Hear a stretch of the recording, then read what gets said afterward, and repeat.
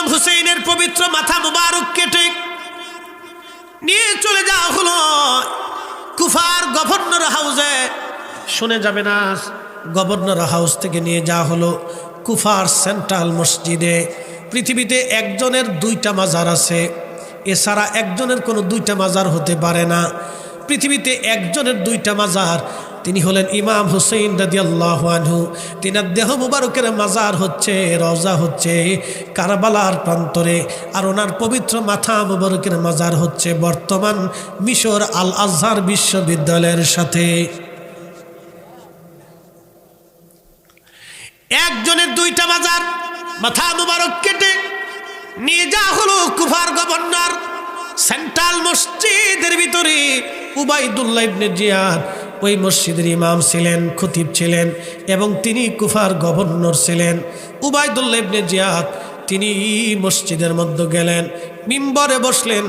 আহলে বাইত রাসূলের পবিত্র মাথা মুবারক সে তার মিম্বরের নিচে, তার মাথা মুবারক তার পায়ের সামনে রেখে দিয়েছে।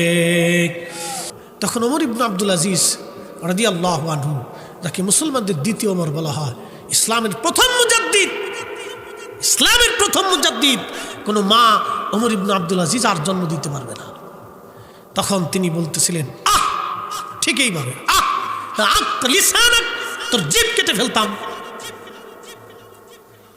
আহ তোর জিভ কেটে ফেলতাম, তোর হাত কেটে ফেলতাম, তোর পা কেটে ফেলতাম। তুই রাসূলের আব্বা আম্মাকে কাফের বলতেছিস। তার অনুভূতি দেখছেন, ঈমান দেখছেন। তোর জিভ কেটে ফেলতাম, তোর হাত কেটে ফেলতাম, তোর পা কেটে ফেলতাম, তুই রাসূলের আব্বা আম্মাকে কাফের বলতেছিস, দোহানা ফরমান। মুসলমানদের গুরুত্বপূর্ণ গভর্নরি পদে তোকে রাখাই যাবে না। একসাথে বলবেন আল্লাহু আকবার। না না হয় না, আর একটু জোরে বলেন, আরো জোরে, আরো জোরে, জোরে জোরে হাত উঁচা করে বলেন। আমরা মুসলমান, রাসূলের আশিক, নবীর উম্মত। জীবন চলে গেলেও এই বদ আকীদা আমাদের দেহের ভিতরে প্রবেশ করতে পারবে না। কথা বলেন ঠিক না বেঠিক? আচ্ছা, হিন্দুরা মানুষ না? জোরে বলেন। খ্রিস্টানরা মানুষ না? ইহুদিরা মানুষ না? বৌদ্ধরা মানুষ না? তো তাদের সাথে আমাদের তফাৎ কোন জায়গা? তাদের সাথে তফাৎ হলো বিশ্বাস নিয়ে। কথা ঠিক কিনা? হিন্দু যারা আছে সনাতন ধর্মের, তাদের বিশ্বাস হলো এই মাছের দেবতা আছে, গাছের দেবতা আছে, আধারের দেবতা আছে, আলোর দেবতা আছে, তারপরে খাবারের দেবতা আছে, বিদ্যার দেবতা আছে। এই জন্য তারা সরস্বতীর পূজা করে, গণেশের পূজা করে, তারপরে কালীর পূজা করে, মা দুর্গার পূজা করে, এরপরে শিবের পূজা করে, আরও বিভিন্ন প্রতিমা, বিভিন্ন ভগবানের নামে তারা বানিয়ে পূজা করতেছে। এটা তাদের ধর্মের বিশ্বাস। কিন্তু এই বিশ্বাস কি আমাদের আছে? তারা মানুষ, তারা ব্যবসা করে, তারা খায়, তাদের বাচ্চা কাচ্চা হয়, তারা মানুষ, লেখাপড়া করে, একই স্কুলে, একই বিদ্যালয়ে, একই বাজারে আমরা একসাথে ব্যবসা করতেছি। কথা বলেন ঠিক কিনা? একই খাবার তারা খায়, আমরা যেই খাই হেরাও সেই খায়, আমরা যেই বেগুন ভর্তা এও বেগুন ভর্তা, আমরা যে আলু ভর্তা সে আলু ভর্তা। তো তার সাথে আমাদের ডিফারেন্স হচ্ছে বিশ্বাসগত। খ্রিস্টানদের সাথে আমাদের একই ব্যবসা বাণিজ্য, লেনদেন, উঠা বসা, চলাফেরা, বাণিজ্য, লেনদেন, আমদানি রপ্তানি সব ঠিক আছে, কিন্তু পার্থক্য হচ্ছে শুধু বিশ্বাসগত। বলে কি, গড আছে, গডের বউ আছে এবং বাচ্চা আছে। তাদের বিশ্বাস আল্লাহ ঠিক আছে, কিন্তু আল্লাহর বউ আছে, আল্লাহর হুলাবাইনু আছে। আমরা মুসলমানদের বিশ্বাস আল্লাহর কোন স্ত্রী পুত্র পরিজন কিচ্ছু নাই, আল্লাহ এক। জোরে বলেন আল্লাহ কয়জন? একসাথে বলেন কয়জন? কুল হু আল্লাহু আহাদ আল্লাহুস সামাদ। আল্লাহ কারো মুখাপেক্ষ না, আল্লাহ এক। এই জন্য লা মাযহাবীদের সাথে আমাদের তফাৎ হচ্ছে, নাজদীদের সাথে আমাদের তফাৎ হচ্ছে বিশ্বাসগত, আকীদাগত। কথা বলেন ঠিক কিনা? অনেক বড় তফাৎ। তারা কোথায় হাত দিছে দেখছেন? আল্লাহ রসুলের কলিজার ভিতরে হাত দিছে, রসুলের মহান ইজ্জতের চাদরে, পাগড়িতে হাত দিছে। আচ্ছা, আমি রাস্তা দিয়ে যাওয়ার সময় আপনারা যদি পাগড়ি টেনে ফেলে দেন, আমি রাস্তা দিয়ে যাচ্ছি, তো আপনারা পিছন দিক থেকে বাসায় যে যায় হুজুরের পাগড়িটা টাইনে ধরে ফেলে দিচ্ছে, তাহলে আমার কি সম্মান করলেন না অপমান করলেন? অপমান হলাম না? তো আল্লাহ রসুলের ইজ্জতের চাদর টেনে টেনে আপনি আল্লাহকে খুশি করতে চান নাকি? এত বলদ মুসলমান কি করে হয়? এই পুরা কোরআনটা আমরা যার কালবের মাধ্যমে পাইছি। আল্লাহু আকবার। প্রত্যেকটা সাহাবী রসুল দেখে আল্লাহ চিনেছে। কি কথা কন না কেন? রসুল দেখে আল্লাহ চিনেছে। আচ্ছা বলেন, এখন আসেন, ইয়াজিদের সাথে আমাদের দ্বন্দ্ব কোথায়? জমি নিয়ে, টাকা পয়সা নিয়ে। তো ইয়াজিদু আল্লাহ মানে আমরাও মানি, ইয়াজিদু কোরআন মানে আমরাও মানি, ইয়াজিদু নবী মানে আমরা মানি। কিন্তু ইয়াজিদের সাথে আমাদের তফাৎ হচ্ছে ইমাম হুসাইনকে মোহাব্বত নিয়ে। কথা বলেন ঠিক কিনা? ইয়াজিদের সাথে আমাদের তফাৎ ইমাম হুসাইনের মোহাব্বত নিয়ে। আমরা শুধু আল্লাহর রসুলকে মোহাব্বত করি না, তার প্রত্যেকটা অঙ্গ প্রত্যঙ্গ এবং কি নবীজির চুল মোবারক, দাড়ি মোবারক, নখ মোবারক, চাদর মোবারক, এমনকি আল্লাহর হাবিবের পবিত্র পাগড়ি মোবারকের একটা সুতা মোবারককে আমরা সম্মান করি। কথা বলেন ঠিক কিনা? বন্ধু আমার, এটা যদি হয় আমাদের বিশ্বাস, আমাদের ভালোবাসা, তাহলে ইমাম হুসাইন রাদিয়াল্লাহু আনহুকে আমরা ভালোবাসি। বাবাজি, ইমাম হুসাইনকে মোহাব্বতকে কেন্দ্র করে ইয়াজিদের সাথে আমাদের দ্বন্দ্ব হলো। পুরা পৃথিবীর সব আলেমরা ইয়াজিদকে লানত দিল, লানাতুল্লাহি আলাইহি, তার উপরে আল্লাহর পক্ষ থেকে লানত আসবে। কিন্তু আমাদের অপোজিট একদল মুসলমান, তারাও কোরআন পড়ে, হাদিস পড়ে এবং বিদ্যা শিখে, তারা বলতেছে ইয়াজিদু রহমাতুল্লাহি আলাইহি। জোরে বলা যাবে কি নাউজুবিল্লাহ? এখানে ইমানের ব্যাপার, এখানে মহাব্বতের ব্যাপার। কেউ যদি রসুল ভালোবাসে, সে হুসাইনকে ভালোবাসবে। কেউ যদি বলে আমি আল্লাহ মানি, তাহলে হুসাইনকে মানতে হবে। ইয়াজিদের সাথে আমাদের দ্বন্দ্ব হলো একখানে, সেখানটা সে ইমাম হুসাইনকে দুশ্মনী করলো, কষ্ট দিল, হত্যা করলো, শহীদ করলো, তার পরিবারকে লাঞ্ছনা করলো, বঞ্চিত করলো, গঞ্চিত করলো। কিন্তু এই কথা শোনার পরে আমাদের অন্তরে বারবার বারবার ব্যথা করতে লাগলো। আল্লাহর কোরআন, যাদের সম্পর্কে কোরআন আমার আল্লাহ বলে দিলেন, ইন্নামা ইউরিদুল্লাহু লিউযহিবা আনকুমুর রিজসা আহলাল বাইতি ওয়া ইউতাহহিরাকুম তাতহীরা।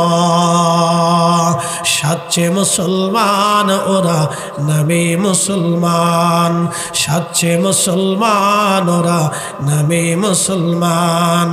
ইমানদারের ইমান নিয়ে করছে যারা খেলা, ওরাই তো আসলেই এজিদেরই চেলা।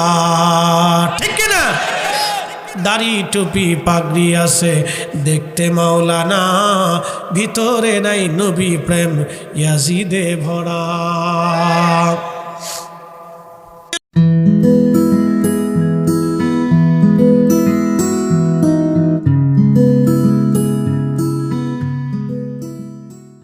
রাসূল ইমাম হুসাইনের পবিত্র মাথা মুবারক কেটে নিয়ে চলে যাওয়া হলো কুফার গভর্নর হাউসে। শুনে যাবে না, গভর্নর হাউস থেকে নিয়ে যাওয়া হলো কুফার সেন্ট্রাল মসজিদে। পৃথিবীতে একজনের দুইটা মাজার আছে, এছাড়া একজনের কোনো দুইটা মাজার হতে পারে না। পৃথিবীতে একজনের দুইটা মাজার, তিনি হলেন ইমাম হুসাইন রাদিয়াল্লাহু আনহু। তিনার দেহ মুবারকের মাজার হচ্ছে, রওজা হচ্ছে কারবালার প্রান্তরে, আর ওনার পবিত্র মাথা মুবারকের মাজার হচ্ছে বর্তমান মিশর আল আজহার বিশ্ববিদ্যালয়ের সাথে। একজনের দুইটা মাজার, মাথা মুবারক কেটে নিয়ে যাওয়া হলো কুফার গভর্নর সেন্ট্রাল মসজিদের ভিতরে। উবাইদুল্লাহ ইবনে জিয়াদ ওই মসজিদের ইমাম ছিলেন, খতিব ছিলেন এবং তিনি কুফার গভর্নর ছিলেন। উবাইদুল্লাহ ইবনে জিয়াদ তিনি মসজিদের মধ্যে গেলেন, মিম্বরে বসলেন। আহলে বাইত রাসূলের পবিত্র মাথা মুবারক সে তার মিম্বরের নিচে, তার মাথা মুবারক তার পায়ের সামনে রেখে দিয়েছে। সেই দিন হাজার হাজার মুসলমান, কুফার হাজার হাজার মুসলমান সেই দিন ইমাম হুসাইন রাদিয়াল্লাহু আনহুর সামনে, উবাইদুল্লাহ ইবনে জিয়াদের সামনে পবিত্র মাথা মুবারকের সামনে বসে আছে। তখন উবাইদুল্লাহ একটা ভাষণ দিয়ে বলেন, হে মুসলমানেরা, আমিরুল মুমিনিন ইয়াজিদের বিজয় আল্লাহ দিয়েছে, আর মিথ্যাবাদী হুসাইনের পরাজয় আল্লাহ দিয়েছে। একবার জোরে বলা যাবে কি নাউজুবিল্লাহ? ঠিক তখনই মসজিদের ভিতরে হাজার হাজার মুসলমান, একটা মুসলমানের জবানে কোনো প্রতিবাদ ছিল না, সবাই মুখ বুজে বসেছিল। কিন্তু মসজিদের কোনায় একজন আশিক রাসূল তিনি দাঁড়িয়ে গেলেন। তার নাম আব্দুল্লাহ ইবনে আফিফ, তার নাম ইবনে আফিফ। তিনি অন্ধ ছিলেন। মসজিদের কোনায় দাঁড়িয়ে ডাক দিয়ে বললেন, হে মারজানার ছেলে, হে মারজানার ছেলে, হে মারজানার ছেলে, আজ রসুলের আওলাদ, আহলে বাইতে রসুল, আহলে বাইতে রসুল, তিনি আমার নবীর আওলাদ। আর তুই আমিরুল মুমিনিন কাকে বলেছিস? আমার রসুলের দুশ্মনকে আমিরুল মুমিনিন বানাইয়া আমার নবীর আওলাদকে আজ মিথ্যাবাদী বলেছিস। এ মার্জানার ছেলে, আল্লাহর কসম করে বলি, আমি ইবনে আফিফের চোখ যদি ভালো থাকতো, আমি যদি অন্ধ না হতাম, আজকে মসজিদের মধ্যে তোকে কতল করতাম, হত্যা করতাম, প্রতিশোধ আমি নিতাম। একবার জোরে বলা যাবে কি আল্লাহু আকবার? ইয়া রাসূলুল্লাহ জিন্দাবাদ। কষ্ট হচ্ছে আপনাদের, বুঝতে অসুবিধা? বলেন তো মুসলমান কয়জন এই মসজিদে? একসাথে বলেন। না না হয় না, জোরে বলেন, জোরে, বুঝে যান। কয়জন? কে বাকিরা কালমা পড়ছিল না? বাকিরা নামাজে ছিল না? বাকিরা কোরআন শরীফ পড়ছিল না? বাকিরা হজ যাকাত এই নামাজ রোজা জিকির ফিকির করছিল না? তাহলে একজন কেন বলতেছে? আপনাকে বুঝে যেতে হবে। আপনার দিল সাক্ষী দিচ্ছে মুসলমান ছিল একজন, আপনার দিল অটোমেটিক সাক্ষী দিচ্ছে ওখানে একজন ছিল। এই সাক্ষীটাই হচ্ছে হুব্বে রসুল, ইমাম হুসাইনের মহব্বত। কথা বলেন ঠিক কিনা? এই সাক্ষীটাই ওনাদের মহব্বত। আপনার দিল সাক্ষী দিচ্ছে যেখানে মুসলমান একজন, যারা বলেন ইমানদার একজন। আহা, সেই দিন আহলে বাইত রসুলের পক্ষে কথা বলার জন্য ওনাকে মসজিদ থেকে বের করে এনে ওনাকে জবাই করা হয়েছিল। ইমান জীবন দিয়েছিলেন কিন্তু ইমান দেন নাই। আমার পীর মুর্শিদ একটা কথা বলতেন, যার কারণে গত সৃজন রে দেখো, চন্দ্র সূর্য তারা শূন্য ভরে, আসে অচল নিশ চলে ধরা ধরে, নবী পদবিনে ভাব সবই মিশে।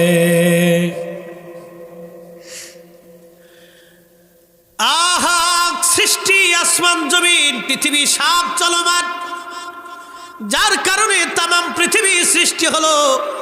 শোনো, তার কদম ব্যতীত সব মিথ্যা হবে, জীবন মিথ্যা হবে, জিন্দিগি মিথ্যা হবে, জীবন জিন্দিগি মিথ্যা হবে। আজ অথবা কাল আমরা সবাই আল্লাহর দরবারে চলে যাব। ওয়া ইন্না ইলাইহি রাজিউন, আমরা সবাই ফিরে চলে যাব আল্লাহর কাছে। ইবনে আফিফ আল্লাহর কাছে চলে গেল, কিন্তু তিনি হুব্বে রসুল নিয়ে কবরে চলে গেল, হুব্বে রসুল নিয়ে কবরে চলে গেল। হযরত ইমাম হুসাইনের পবিত্র মস্তক কুফার সেন্ট্রাল হাউসে নিয়ে যাওয়া হলো। উবাইদুল্লাহ ইবনে জিয়াদ একটা লাঠি দিয়ে মাথার মধ্যে বাড়ি মারতেছিল, মুখের মধ্যে টুকা মারতেছিল, চোখের মধ্যে আঘাত করতেছিল, আর বলতেছিল, হুসাইন বুঝতে পারলি ইয়াজিদের সঙ্গে যুদ্ধ করার ফলাফল কি হয়? হুসাইন বুঝতেই তো পারলা। এখন ওই মজলিসের ভিতরে হাজার হাজার মুসলমান সবাই সরকারি সুবিধা নেওয়ার জন্য আসছে, কিন্তু নবীর একজন সাহাবী ছিলেন, তার নাম যায়েদ ইবনে আরকাম রাদিয়াল্লাহু আনহু। তিনি যুবককালে আল্লাহ নবীর দরবারে দীর্ঘদিন কাটিয়েছিলেন। যখন ইমাম হাসান হুসেইন দেখতে ছোট, খেলাধুলা করতেন, কোলে পিঠে করে নবী নিয়ে ঘুরে বেড়াইতেন, তখন যায়েদ ইবনে আরকাম যুবক ছিলেন। ইমাম হুসেইন যখন বয়স হয়ে গেল, তারা যখন শহীদ হলেন, তখন যায়েদ ইবনে আরকাম বৃদ্ধ হয়ে গেছেন। লাঠির উপরে ভর দিয়ে, বৃদ্ধতার কারণে লাঠির উপরে ভর দিয়ে ধীরে ধীরে এক নজর ইমাম হুসেইনকে দেখার জন্য আসছে। উনি ছোটকালে দেখেছিলেন রসুল কোলে নিয়ে, পিঠে নিয়ে মদিনার অলি গলি দিয়ে আল্লাহর নবী হুসাইনকে নিয়ে ঘুরে বেড়াইতেন। যায়েদ ইবনে আরকাম লাঠির উপরে ভর দিয়ে আসছে। আসার পরে দেখে উবাইদুল্লাহ ইবনে জিয়াদ অপমান করতেছে। তখন যায়েদ ইবনে আরকাম চোখের পানি ছেড়ে দিয়ে গর্জন ছেড়ে বললেন, হে উবাইদুল্লাহ ইবনে জিয়াদ, তোমার লাঠি তুমি সরাও, আমি রাসূলের সাহাবী, আমি যায়েদ ইবনে আরকাম বলতেছি, আমি নবীর সাহাবী যায়েদ ইবনে আরকাম বলতেছি। হ্যাঁ উবাইদুল্লাহ, তোমার লাঠি সরাও, তুমি কোথায় লাঠির আঘাত করো জানো না? আমি রাসূলের সাহাবী যায়েদ ইবনে আরকাম বলতেছি। আমি বহুবার দেখেছি ওই মুখের মধ্যে আমার রাসূল চুমা লাগাইতো। আমি বহুবার দেখেছি ওই মাথা কোলের মধ্যে নিয়ে নবী ঘুরে বেড়াইতো। আমি বহুবার দেখেছি ওই কপালে রাসূল চুমা লাগাইতো। আমি যায়েদ ইবনে আরকাম দেখেছি যারা কান্না করলে রাসূল সহ্য করতে পারত না। উবাইদুল্লাহ তোমার লাঠি সরাও, হত্যা করেছো, দেহ থেকে মাথা আলাদা করেছো, আবার এই মজলিসে অপমান করতেছো, তারপরও কি তোমার অন্তরের স্বাদ মিটে নাই? তখন উবাইদুল্লাহ ডাক দিছে, নবীর বৃদ্ধ সাহাবী, মজলিস থেকে তাড়াতাড়ি বের হয়ে যা, না হলে তোকেও হত্যা করে ফেলবো। যায়েদ ইবনে আরকাম ডাক দিয়ে বলতেছে, এ মারজানার ছেলে, আমি রাসূলের সাহাবী, একবার শহীদ কেন, 1000 বারও যদি জীবন যায়, 1000 বারও যদি আল্লাহ জীবন দেয়, 1000 বারও যদি আমি শহীদ হয়ে যাই, 1000 বার যদি আল্লাহ আমাকে জীবন দেয়, আবার আমি শহীদ হব, তারপরেও আমি শাহাদাতকে বরণ করে নেব। একবার জোরে বলা যাবে কি আল্লাহু আকবার, আল্লাহু আকবার। ইয়া রাসূল, ইয়া রাসূল, এ রাসূল তোমায় ভালোবাসি, অন্তরে শুধু মুখে নয়, জান্নাতের আশায় নয় হে রাসূল, জাহান্নাম কেউ ডরি না। তোমায় পাওয়ার আশায় মন ছুটে যাই মদিনায়, তোমায় পাওয়ার আশায় মন ছুটে যাই মদিনায়, এ আশিক দিদার দাও না, আর দূরে থাকিও না, এ আশিক দিদার দাও না, আর দূরে থাকিও না। হে রাসূল তোমায় ভালোবাসি, অন্তরে শুধু মুখে নয়, জান্নাতের আশায় নয় হে রাসূল, জাহান্নাম কেউ ডরি না। আল্লাহুম্মা সাল্লি আলা মাওলানা মুহাম্মদ ওয়া আলা আলি সাইয়্যিদিনা।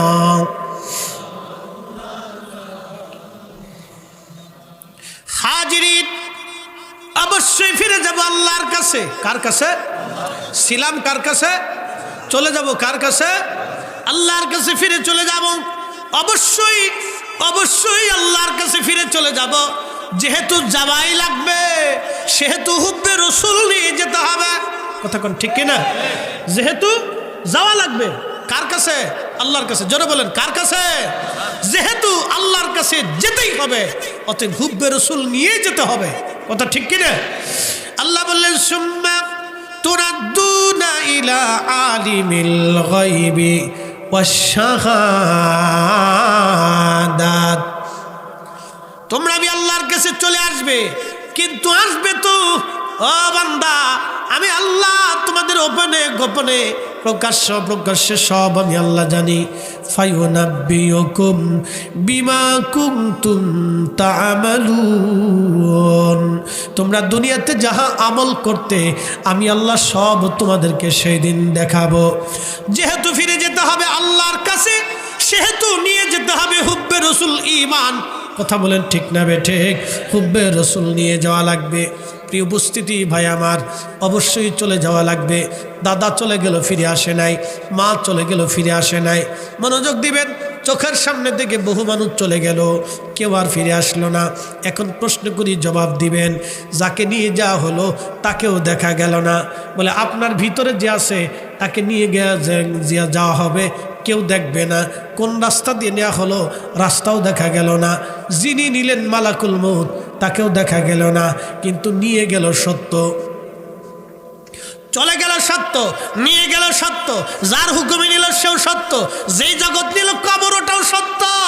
এই জন্য কোরআন বলছে, অবিল আখিরাতি হুম ইউকিনুন, তোমাদেরকে আখিরাতে বিশ্বাসী হওয়া লাগবে, কারণ তুমি ওই আখিরাতেই চলে আসবা। অবশ্যই জগতে আসতে হবে, কোনো ছাড় হবে না, মালাকুল মউত থেকে কোনো ফেরত আসা হবে না, কোনো সুযোগ হবে না, কেউ রাখতে পারবে না। কত বড় বড় ধনী রাজা বাদশাহ যাদেরকে পাহারা দিত লক্ষ লক্ষ সৈন্যরা, তাদের মাঝ থেকে মালাকুল মউত তাকে নিয়ে চলে গেল, কেউ ধরে রাখতে পারে নাই, কেউ ধরে রাখতে পারে নাই, কেউ ধরে রাখতে পারে নাই। আমরাও চলে যাব আল্লাহর কাছে। একদিন মাটির ভিতরে হবে ঘরে, মন আমার কেন বান্ধ দালান ঘর, মন আমার কেন বান্ধ দালান ঘর। এ বন্ধু আমার খুব মনোযোগ দিবেন। হাজিরিন, অবশ্যই আল্লাহর কাছে চলে যাব আমরা। কি নিয়ে যাব? দুইটা জিনিস নিয়ে যাওয়া লাগবে। এক নম্বর ঈমান, দুই নম্বর আমল, ঠিক কিনা? এক নম্বর ঈমান, দুই নম্বর আমল। এই দুইটা জিনিস ছাড়া কবরে গেলে আর কোনো উপায় নাই। উপায় নাই রে, উপায় নাই রে, উপায় নাই। দয়াল নবীর চরণ বিনে উপায় নাই। আল্লাহ বললেন, বান্দা তুমি যেহেতু আমি আল্লাহর কাছে চলে আসবা, তাহলে আরো একটা কাজ করে আসো। ওয়া আনফিকু মিম্মা রাযাকনাকুম মিন ক্বাবলি আইয়াতিয়া আহাদাকুমুল মাউত। তোমার মরণ আসার আগে আমি আল্লাহ তোমাকে রিজিক দিলাম। রিজিক কে দিছে? আচ্ছা প্রশ্ন করি, জবাব দিবেন। আল্লাহর হুকুম ছাড়া একটা ভাতের দানা বেশি খাওয়ার সুযোগ আছে? কোটি কোটি টাকার মালিক কিন্তু খাইতে পারে না, আইসিইউর ভিতরে পড়ে রয়েছে। করোনার সময় হাজার হাজার কোটি টাকার মালিক, যমুনা গ্রুপের মালিক মারা গেলেন, আর ওই যে বিভিন্ন বড় বড় ইন্ডাস্ট্রির মালিক করোনার সময় মরে গেল। এই ইউরোপে বহু বড় বড় কোটি কোটি হাজার কোটি টাকার মালিক ইউরোপে আমেরিকাতে মরে গেল। আচ্ছা বলেন আপনারা, এই যে তারা হসপিটালের ভিতরে আইসিইউর মধ্যে পড়েছিল, আল্লাহর বিধানের বাহিরে একটা দানাও কি খাইতে পারছে? পারে নাই। টাকা আছে কিন্তু খেতে পারে নাই। যদি এটা বুঝে থাকেন, সেজন্য আল্লাহ বলছেন, আনফিকু মিম্মা রাযাকনাকুম মিন ক্বাবলি আইয়াতিয়া আহাদাকুমুল মাউত। তোমার মৃত্যু আসার আগে তুমি তোমার রিজিক থেকে আল্লাহর পথে ব্যয় করে যাও, খরচা করে যাও, কারণ তোমার মৃত্যু আসবেই। মৃত্যু আসবেই, যেহেতু আসবেই তো মরার আগেই দিয়ে যাও। আর যদি না দাও তাও কি শাস্তি হবে? আল্লাহ বলতেছেন, কিয়ামতের ময়দানে কিছু মানুষ তার গোশত চামড়াগুলি কামড়িয়ে কামড়িয়ে টেনে টেনে ছিঁড়ে ফেলবে,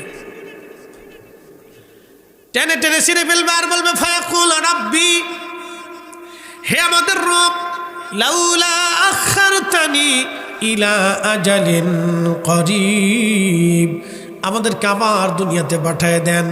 আমাদের হাসন আর সহ্য হইতেছে না আল্লাহ, এই শাস্তি আর সহ্য হইতেছে না আল্লাহ। দুনিয়াতে 1 ইঞ্চি জায়গাও যদি আপনি কারো অন্যায়ভাবে নিয়ে যান, কিয়ামতের ময়দানে আপনার গলার মধ্যে ওই ইঞ্চি মাটি সহ যত হাত মাটি আপনি নেবেন, একবারে সপ্ত তবক পর্যন্ত নিচে পর্যন্ত নিয়ে সমদীয় মাটিগুলি আপনার গলার মধ্যে ঝুলাই দেওয়া হবে। আর আপনি হাসরের ময়দান ভরে ভরে এই মাটি নিয়ে ঘুরতে থাকবেন। একসাথে বলবেন আল্লাহ, জোরে বলেন আল্লাহ। বিশ্বাস হয় আপনাদের? এই কথাগুলি বিশ্বাস হয়? কে বলেছে? আল্লাহ, রাসূল বলেছে। জীবনে কোনোদিন একটা মিথ্যাও তিনি বলেন নাই।